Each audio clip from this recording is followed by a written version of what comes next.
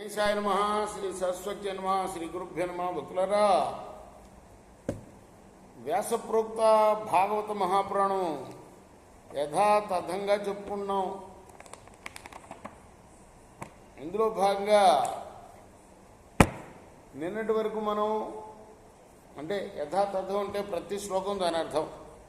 నిన్నటి వరకు 9 స్కందాలు పూర్తి చేసాం.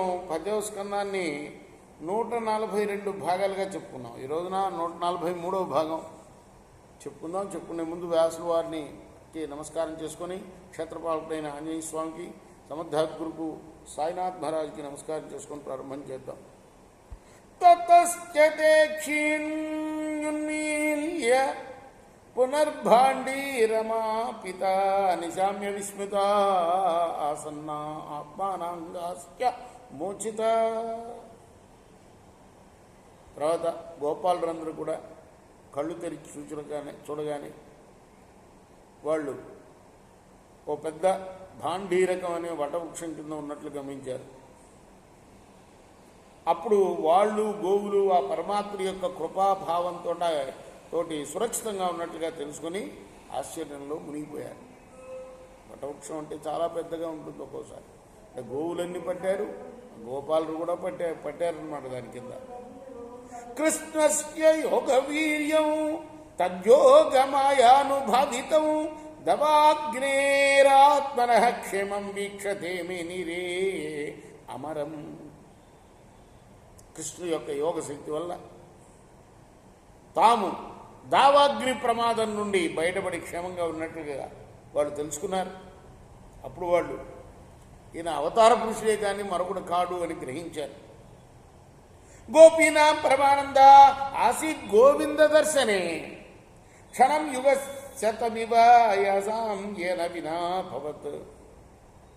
యశోదాది గోపాలులందరూ కూడాను, గోపాంగనలందరూ కూడాను పగలంతా కృష్ణుడి దర్శన భాగ్యం లేక ప్రతిక్షణం 100 యుగాలుగా గడిపారు. ఆ సమయంలో అక్కడ ఊళ్ళో ఆ ప్రభు యొక్క దర్శనం కాగానే వారందరూ కూడాను పరమానంద భరితులయ్యారు. శుకుడు చెప్తున్నాడు, పరీక్షణ్ మహారాజా, తయోస్తదద్భుతం కర్మ దావాగ్నేర్మోక్షమాత్మన గోపాస్త్రీభ్య సమాచక్షు ప్రళంబపదమేవ చ గోపవృద్ధశ్చ గోప్యశ్చ తదుపాకన్య విస్మితా మేనిరే దేవ ప్రవరౌ కృష్ణరామో వ్రజంగతౌ. గోపాలులందరూ కూడా ఇళ్ళకి చేరిన తర్వాత తమ తల్లులతోటి, కుటుంబ సభ్యులతోటి బలరామకృష్ణులు ప్రాంబాసురుణ్ణి వధించడం, దావాగ్ని ప్రమాదం నుండి తాము రక్షింపబడటం, ఈ అద్భుత కృత్యాలన్నీ కూడా వివరంగా చెప్పారు వాళ్ళకి. అప్పుడు వృద్ధులైన గోపాలుడు, గోపికలు బలరామకృష్ణుల యొక్క అలౌకిక లీలలను గురించి విని ఎంతో ఆశ్చర్యపడ్డారు. వాళ్ళిద్దరూ దివ్య పురుషులని అందరూ కూడా గ్రహించారు.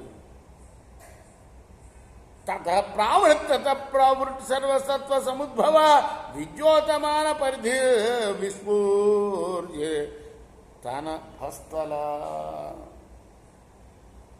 ఆ తర్వాత వర్షాకాలం వచ్చింది.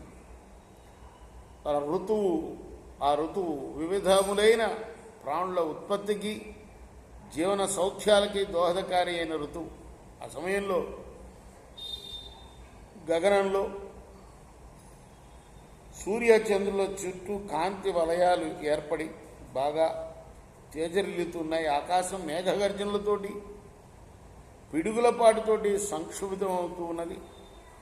సాంద్ర నీలాంబుదైర్వ్యోమా సవిద్యుత్ స్థనయితృభి అస్పష్ట జ్యోతిరాచ్ఛన్నం బ్రహ్మేవ సగుణం బభౌ. ఆకాశం అంతా కూడా మెరుపులతోటి, ఉరుములతో కూడిన దట్టమైన నీలమేఘాలతో విరాజిల్లుతూ ఉంది.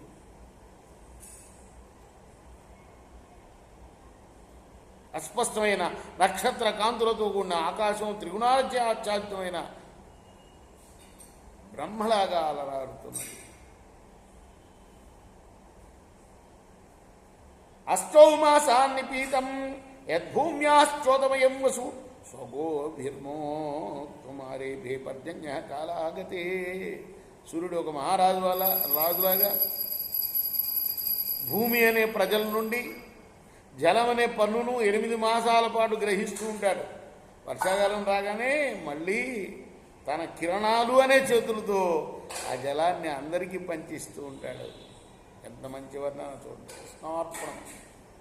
శ్రీ సచ్చిదానంద సద్గురు సాయినాథ్ మహారాజ్ కీ జై. చేకోరా హారతి దిగో సద్గురునాథ దేవ సాయినాథ. పాంచభౌతిక తత్వములనే హారతులిత్తుమురా.